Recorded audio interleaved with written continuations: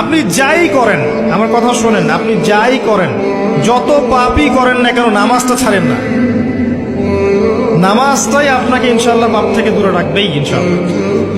যে ব্যক্তি নামাজ পড়ে তার মধ্যে একটা মনের মধ্যে একটা ভয় কাজ করে যে আমি নামাজ পড়লাম কিভাবে ঘুষ নিব, নামাজটা পড়লাম কেন সুদ খাবো, নামাজ পড়লাম কেন মানুষকে ঠকাবো।